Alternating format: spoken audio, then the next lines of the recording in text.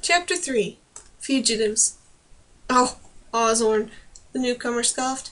"No, I felt too restricted serving him. I'm my own man now. Have been for a year." He and Newmer shook hands. "Tristan, you know our guest." The lady rose from her chair and walked toward Newmer, as graceful as a dancer. "Know him?" replied Tristan.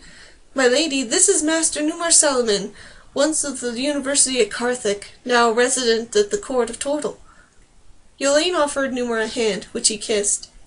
"How wonderful to find such beauty in an out-of-the-way place," he said gallantly. "Does King Jonathan know the finest jewel in Tortle does not adorn his court?" The lady smiled. "Only a man who lives at court could turn a compliment so well, Master Salomon." "But Tristan didn't call you that," Lord Belden said coolly. "He called you Arm something." "I was known as Aram Draper in my boyhood," explained Newmer. Tristan grinned. "Oh, yes, you wanted a majestic, sorceress name when you got master status. Then you had to change it when Osborne ordered your arrest." Yolaine and Belden looked sharply at Newmer.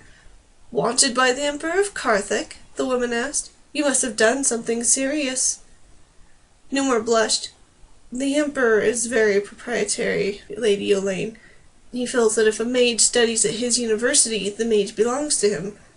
He looked at Tristan. "I'm rather surprised to see you here. You were the best war mage in your class." "War mage?" Dane thought, startled. "That's who Newmer said blasted the mines and killed the writers." "I brought the Emperor to see reason," Tristan replied, looking at Dane. "I'm sorry, little one. I didn't mean to be rude. Who might you be?" "May I present my student?" Newmer asked. "Master Tristan Staghorn, this is Dane. Verle Dane Sarasri, once of Gala." Yolaine's lips twisted in a smirk. "Sarasri?" Dane turned beet red. The lady knew it meant Sarah's daughter, and that only children born out of wedlock used a mother's name. She lifted her head. She was proud she was named after Ma. "Are you a wizard?" Mara's question startled Dane. She'd forgotten the girl was even in the room. "No," she replied, "not exactly." A manservant entered and bowed. "Ladies and lords, if it pleases you, your meal awaits." Newmer offered his arm to Yolaine. She accepted it and guided him toward a door in the back of the room. "Would you explain something? We heard you were at the attack of pirate swoop last year. Wasn't it from an imperial fleet? I was surprised His Majesty didn't declare war on Carthage." "He nearly did," replied Newmer. "They used Carthage war barges, but the Emperor claimed they were sold to pirates. As the king was unable to prove we were attacked by anyone other than pirates, he was forced to drop it." Tristan offered Mara his arm with a mocking bow. The younger girl sniffed and took it. Belden, who appeared to spend much of his time in a brown study, followed them and left Dane to bring up the rear alone. For the first time in many, many months, she felt like a complete outsider. She did not like the feeling. The dining hall was large enough to seat a household. Dane had been in many homes in the last year where servants and lords ate together, but tonight at least Dunlas nobles dined alone. 4 other guests were already seated at a table placed lower and at an angle to the main board. They rose and bowed when the nobles entered. Dane saw Newmer halt. Dark brows knit in surprise. Tristan said, "Newmer, I think you know Alamid Moklos, and perhaps Gissa of Rachne?" A man in a silk robe and a dark, striking woman bowed to Newmer, who hesitated, then bowed in return. "They were on their way to the city of the gods, and stopped to pay me a visit." "My lord's hospitality is so good, we fear we shall be here forever," the woman said in a heavily accented voice. "It is good to see you again, Aram." "Not Aram any more," Tristan corrected her. "Newmer Salomon." "That's right," Alamid had a high, cutting voice. "We heard you were the Tortle and King's pet mate." Tristan introduced the remaining 2 men in plain tunics as Hasse Redfern and Tolan Gardiner, merchants. Yolaine and Belden had taken their places at the main board, and waited with polite impatience for the introductions to end. A maid gave Dane a seat beside Mara, at a table across the room and opposite the 4 less important guests. Tristan steered Newmer to a place next to Yolaine. Dane was interested to see that Newmer's seat was so far from Alamid, Gissa, and the others that he wouldn't be able to talk to them during the meal. Her own place beside Mara was entirely out of the stream of conversation. If they strained, they could just hear what was said by the adults on the dais. "If you're waiting for them to talk to us, you have a long wait," Mora informed her at last. Dane came to herself with a jerk. It occurred to her that she was being rude. "I'm sorry," she apologized, and tasted her soup. It was cold. Mara correctly interpreted the face she made. "My sister doesn't want servants eating here, as they did when our father was alive. She says the king doesn't eat with his servants, so we won't either. That made the servants angry, so they take their time bringing meals." A mouse was exploring Dane's shoe. She broke off a scrap of bread and fed it to him. When he finished, he whisked out of sight. "Why should the way the king eats decide how you take your meals here?" "We're his closest relatives, third cousins or something like that," replied Mora, eating her soup. "Yolaine says if he hadn't married and had children, she might be queen today. If you're from Gala, why do you live here? And what was your name again?" Dane looked at her dinner companion, really looked at her, and smiled. The girl's brown eyes were large and frank under limp bangs, and freckles adorned her cheeks and pug nose. Perhaps to preserve her ivory skin, Lady Yolaine never went into the sun, but her sister was a different kind of female. "I'm called Dane, for short," she replied, "and it's a fair long story how I came to Tortle." "It's to be a fair long meal," said Mora. "She insists on having all the courses, just like at court." The mouse had returned with friends. The feel of their cold noses on her stockinged legs made Dane's mother a giggle. "I keep telling her if she likes court so much, why doesn't she live there all year, like some nobles? She doesn't take the hint." Dane, don't jump or screech or anything, but there's a mouse in your sleeve." Dane looked. A pair of black button eyes peered up at her. "That's hardly a safe place," she commented. The mouse replied he liked it there. "Who are you talking to?" asked Mora. Dane blushed. "The mouse," she explained. "I understand what animals say, and they understand me. Oftentimes I forget that we aren't speaking as humans do, and I talk to them as I might to you or Numer." To the mouse she added, "Well, if a cat sees you, there will be all sorts of trouble." "No cats in the dining hall," interrupted Mora. "Yolaine hates them." "I knew there was something about her I didn't like," muttered Dane. Servants took the soup bowls, replacing them with plates laden with meat and vegetables.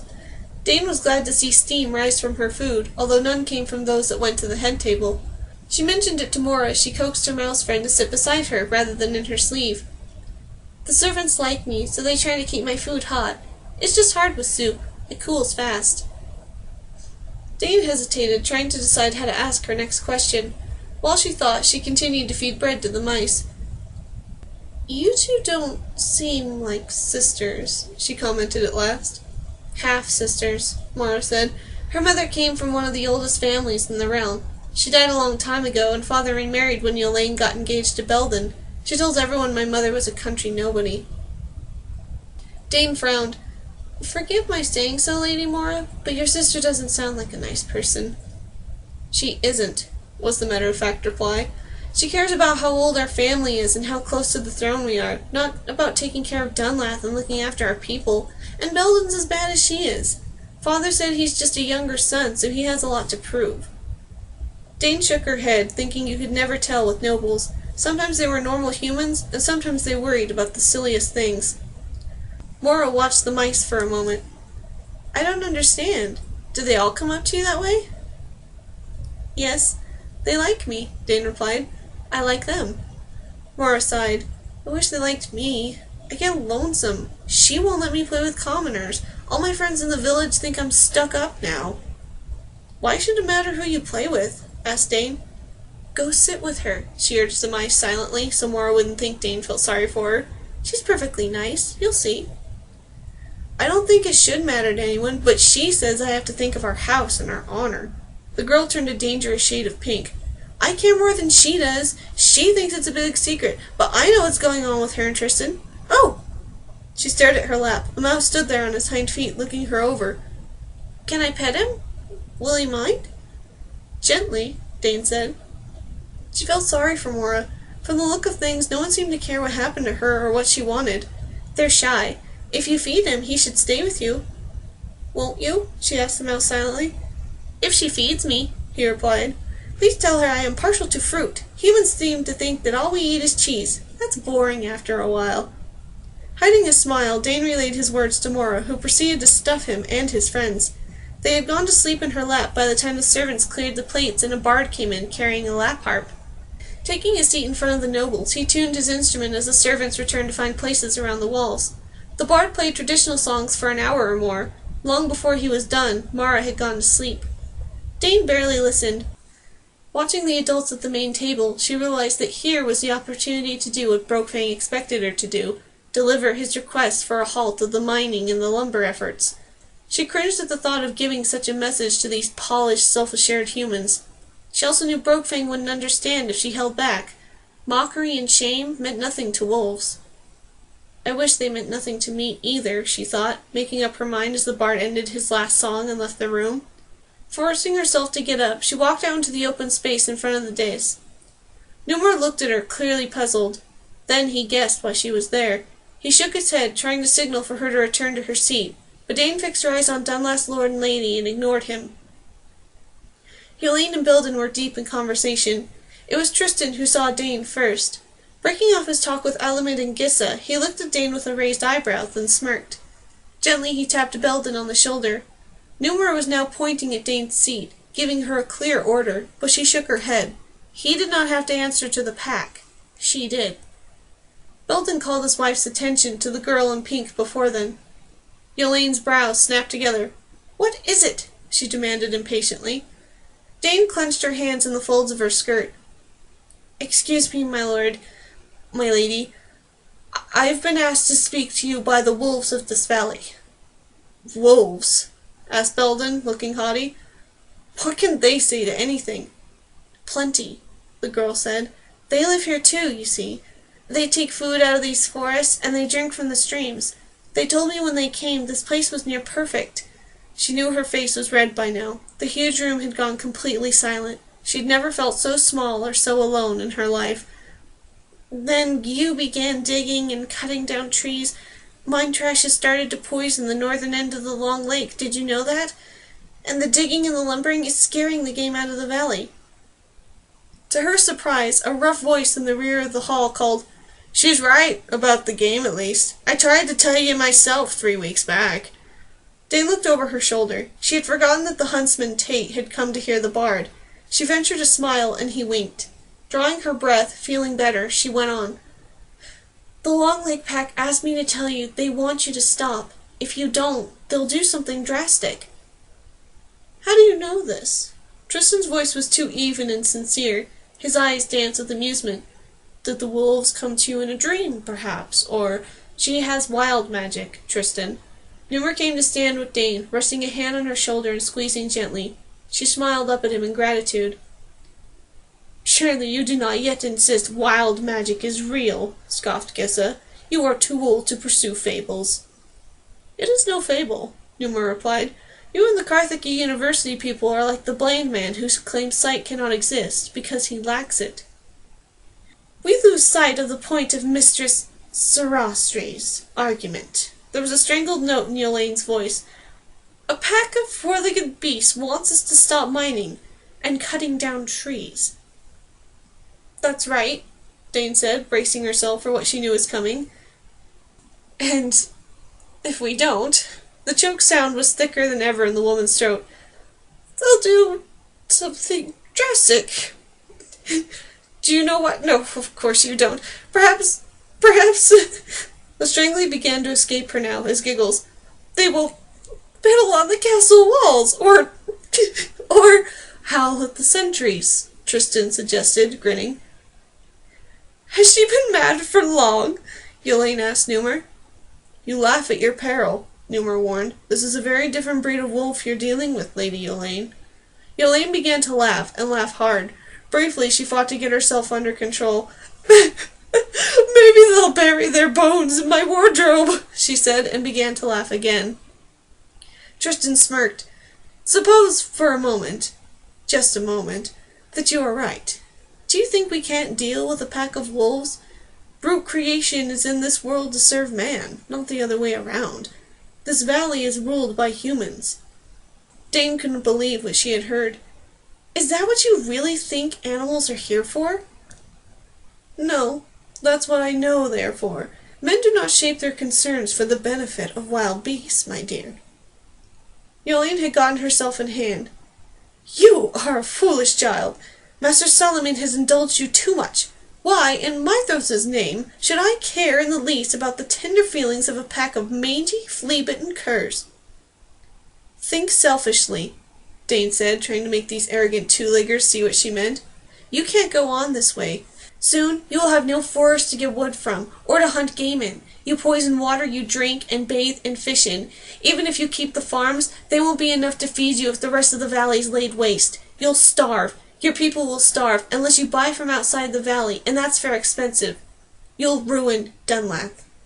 Yolene's eyes glittered. "Who are you to judge me in my own castle?" "Dane," Numer said quietly. Dane looked at Yolene, Belden, and Tristan. They stared back at her, sure of themselves and their right to do as they wished. "Well, I tried," she muttered. Numer bowed. "My lord, my lady, with your good will, we take our leave." As they walked out, Dane glanced at Mara.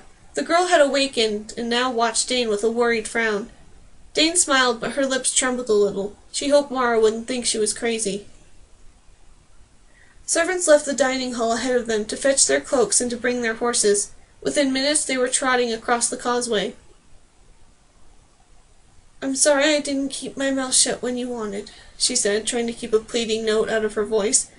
"I had to speak.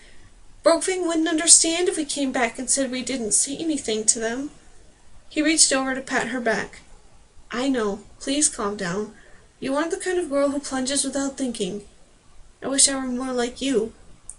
She was glad the darkness covered her blush. It was the highest compliment he had ever paid her. "But you don't plunge without thinking," she protested. "You mean you haven't seen me do so? What, pray, was entering that castle tonight? If I were more cautious... Enough. What's done is done." Reaching the inn-yard, they gave their mounts to the only hostler still up, then went to their rooms. "Good night," he said cheerfully. "I'll see you in the morning." Her door closed behind her. Dane used a glowstone from her belt purse to find her candle, which she lit. Kitten, sprawled on her bed, peeped drowsily.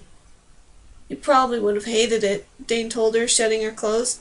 Hanging them up instead of leaving them on the floor, a habit she'd learned in months of living in the riders' barracks, she then slipped into her nightshirt. "The little girl is nice, Mara, but the grown-ups..." Dane shook her head as she climbed under the blanket. Kitten, listening, chirped a question. Though she was too young to hear or to answer in mind speech as older immortals did, talking to her was never a problem. Kitten understood common better than some humans they had met. Dane was glad this was so, since from all she had learned in months of study, Kitten would be an infant for 30 years. "Well, they look nice, but they're cold and proud. And something's wrong. Morris says the mage from Carthage is canoodling with her sister. Lady Yolene, she is." Dane yawned. "If Lord Belden knows, he doesn't seem to care. Put out the light, Kit. There's a girl." Kitten whistled and the candle went out. Muttering softly, she curled up with her back against Dane. Within seconds, they were asleep. She was dreaming as she ran with the pack, the scent of elk full and savory in her nostrils, when a voice boomed in her long skull. "Dane? Dane!" Wolf body whirling, jaws ready to snap, she realized she was in bed, waking up. A gentle hand on her shoulder tugged her upright. For a brief moment she saw as a wolf saw, with greys and blacks and white the sole colors of her vision. The shadowy figure over her, lit by pale fire, doubled, then steadied back into one form. It was Numer. He had lit no candles. Instead, the shimmer of his magic filled the room with a dim glow. She felt as if she hadn't slept. "What's the hour?" she asked. "Just after the midnight watch." His voice was so quiet it wasn't even a whisper, but she heard it clearly. "Pack, we're leaving." She blinked, wondering if she still dreamed. "Leaving? But..." "Not here," he ordered. "I'll explain on the road. Pack." She tumbled out of bed and did as she was told.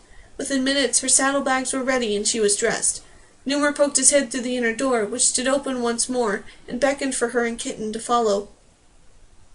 He left the saddling of Spots, Mangle, and Cloud to her. She did it quietly, not wanting to rouse the hostlers. Kitten went into her carry-pack, an open saddlebag on Mangle that allowed her to see everything as she rode.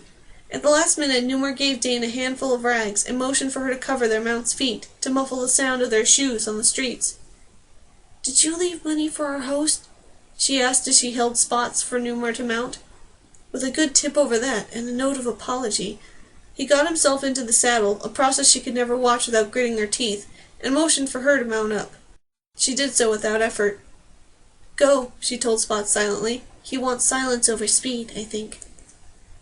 "It is just as well," the patient gelding replied, passing the inn's gate with Dane and Cloud so close behind.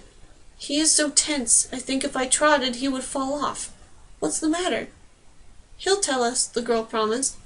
"Do what you can to make him less tense."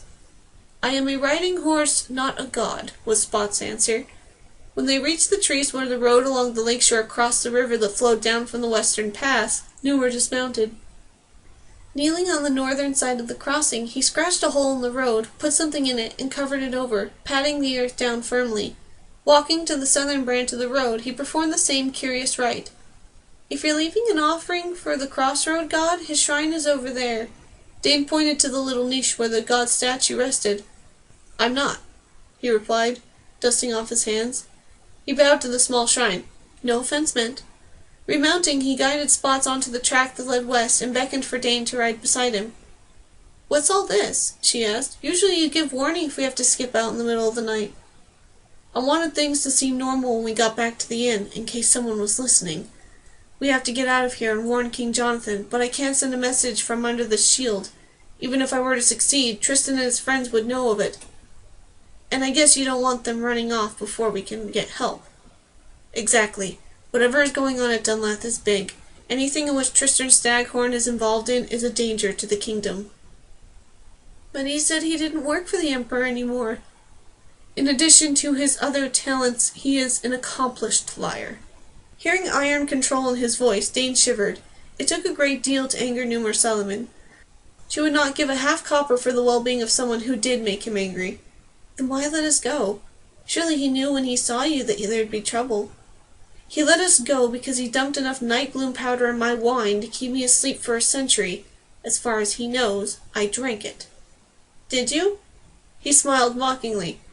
"Of course not. Those years of working sleight-of-hand tricks in every common room and village square between Carthage and Chorus weren't wasted. The wine ended up on the floor, under the table."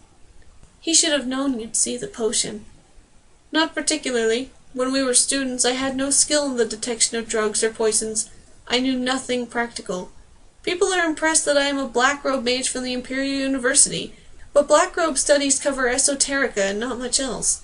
Yes, I can change a stone to a loaf of bread, if I want to be ill for days, and if I don't care that there will be a corresponding upheaval elsewhere in the world. Much of the practical magic I have learned I acquired here in Tortle. From the king, in fact." "But if it's just Tristan shielding this place, can't you break through?" "Oh, wait, you think those other two wizards are helping him?" He smiled. "There were 5 mages in that banquet hall. Tristan called Masters Redfern and Gardner merchants, but if they are, it is only as a cover occupation. They have the gift too." Dane guessed. "Another thing Tristan doesn't know you can tell?" The man nodded. "From the way the others defer to him, he is in charge of what is transpiring here. That means this affair is the Emperor's business. Tristan has been his dog for years. Only Ozorn can tell him where to bite." "Nice," growled Dane. "Then Tristan did for the 9th Riders." "I'm afraid so, Magelet. It is probable those missing soldiers met the same fate as well." "He's got a lot to answer for," she snapped. "And that Emperor. But why here? Why take an interest in Dunlath, of all places?" "That's an excellent question. I would like to have it answered. Ozorn does nothing unless there is something in it for him. What could Dunlath offer the Emperor, Mage?" A half-familiar whisper made Dane look around, then up. Suddenly she felt exposed on the riverbank. "Where can we get under cover?" "I see trees over there. Mangle, Spots, the trees," she ordered silently. "Fast!" The horses leaped forward. Newmer almost fell off before he grabbed his saddle horn. "I thought we broke him of not holding on to the reins when he rides," Dane said to his mount as their group hid under the trees. "I thought so too," replied Spots.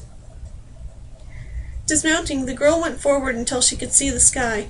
A pair of odd shapes reeled overhead, outlined by moonlight, their presence an unpleasant shadow in her mind. It took a moment to identify what she saw. Bat wings spread wide to lift a body not made for flight. Long wood-shaped heads craned, searching the ground below. Only when the great creatures gave up and flew north did she see them clearly against the just-past full moon. They were horses, and something was wrong with their feet. She had met winged horses. They were shy creatures who tended to keep out of human sight. She sensed them as she could other immortals, and their presence in her mind was never unpleasant. Returning to Numa and the horses, she asked softly, "If a winged horse is an evil immortal, if something's wrong with one, would it have a special name?" "Hurok," Numa said. "The name is a slurring of horsehawk. They have a carnivore's fangs and claws, not hooves. Their eyes are set forward in their skulls, as the predators are." "Goddess bless," she whispered, her skin prickling. "That's awful." "Is that what you sensed, Huroks?" "Yes," she said, from Mountain Cloud. "And I did once before, too. I think it was the first night we were at the wolves' meeting place." Listening to the animal voices all around, she heard familiar ones. She called to them, and they agreed to come. "Let's wait a moment," she suggested. "The pack's near." "Dane, I want to be out of this valley by dawn." "Don't worry," she told him. "I said they're close, didn't I? We can ride a little more if it'll make you happy." Stop." He held up a hand as if he listened for something. "They know we're gone," he said at last. "They're searching along the net." A lump formed in her throat. "What do we do?" He smiled. "Unveil our insurance." He raised his hands. Black fire that sparkled with points of white spilled out of his palms, arcing up and around him in spots, who shook his head. "I wish he wouldn't do this when he's on me," the gelding said nervously. "It's really very upsetting." Dane could see his point, but told him, "If you're a wizard's horse, you should be used to it, and you are a wonderful mount for him. Patient, willing, and gentle.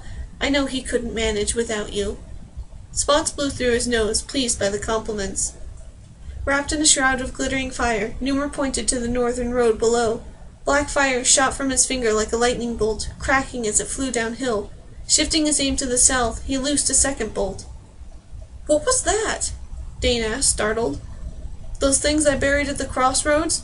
Once activated, as I just did, they released simulacra of a man shrouded in my gift, riding hard on the road. Now Tristan has 3 of me to chase, and the ones that ride north and south will appear much more like the real me than I do." "But they will see Dane with only one of you," Cloud pointed out. The girl passed it on. The look on Numa's face was one of smug satisfaction. "The magical cloak on my simulacra is very large, and very sloppy, enough to cover more than one person. Just the thing a sheltered academic like me would have for concealment, since I'm unused to field work." "But they know you," Dane argued. "They know you handle immortals for the king. Wouldn't they see you must have learned something practical by now?" "Major, one thing I have learned is that humans cling to their first knowledge of you, particularly if they have no experience of you once you've changed. Tristan, Alamid, and Gissa knew me in Karthik when I was a book-bound idiot." Dane shook her head. She thought her friend placed too much trust in the enemy mage's stupidity. There was a yip nearby, and the pack streamed out of the trees, Brokefang in the lead. They gathered around the horses, tails wagging. Kitten stuck her head out of her pack and chirped to Russet. Mangle held still unhappily as the wolf braced himself against the cob's withers to lick Kitten's nose. "Where are you going?" Brokefang asked. "Why are the horses' feet covered?" "The humans are up to no good," Dane told her friend, speaking aloud for Nuber's benefit. "We have to warn the king, and for that we must get out from under the magic they put over the valley." Brokefang backed up so he could see both Dane and Numer. "You are leaving?" "To alert the king," Dane reassured him. "He will stop the mining and the tree cutting." "I do not know your king. I know only you. You said that you would help us." "But I am helping," Dane protested. The other wolves, looking worried, sat down to listen. "We're going to help." "That is help for 2-leggers. You are needed here." "Dane, we have to go," said the man quietly. She hesitated. There was something odd in Brokefang's eyes. Dismounting, she knelt before the chief wolf, tangling her hands in his ruff. Eyes closed, she opened up her mind to his, and his alone, listening hard to the tumble of ideas and images in his skull. Brokefang was afraid. New thoughts came thick and fast now, more every day, and he did not understand them all. It had taken him this way before, after the girl who his pack left, in the time when men drove them from their home. Then he had no one to turn to, no one in the pack who would understand and explain these thoughts. He had borne them alone for months, until they slowed to a trickle, the trickle he could bear. Then the girl had come again, and new thoughts roared through his brain like a flash flood. "Poor Brokefang," she whispered, rubbing her friend's ears. I don't suppose wolves get headaches, but if they did, you'd have a grand one. Dane, those simulacra won't last after dawn, hissed Newmer. She looked at him. He was keeping an eye on the road to the village and trying not to grip Spot's reins too tightly. She had to make a decision and make it fast. He didn't need her to do what was necessary. She would only distract him. On the other hand, she was the only one who could help this wolf. Going to Mangle, she undid Kitten's pack and the pack that held her things. I can't go with you, she said as she worked. Brokefang needs me. This is no time for sentiment. Here you're in danger until help comes. And they aren't? She asked, indicating the pack. They've changed because of me, Newmer. Me. I didn't even know I had magic when this pack saved my life, but my head must have been wide open and all the magic spilled out. Now they need help to deal what happened to them when I didn't know anything. I can't let them down, Newmer. I'm sorry. So you'll let me down? He was so worked up that Spots was shifting position nervously. What if something delays my return? She smiled at him. You know I can fend for myself in the woods better than most anybody. I've my crossbow. I'll be fine. He drew a deep breath. I could make you come with me.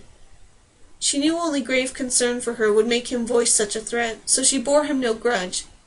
Maybe you could, and maybe you couldn't. But while we find out, Tristan would see you doing something your whatchamacallums weren't. Simulacra, he corrected automatically. Whatever. He stared down at her, eyes shadowed. You are too stubborn for your own good, he said at last. That's what Ma told me, all the time. Smiling, she added, if it was you in my shoes, you'd say the same. He sighed. Very well. Stay on the mountainsides. Keep moving. Leave the forts alone, the castle, the village, everything, understand? Otherwise I will change you in the worst dungeon I can find when I get my hands on you again.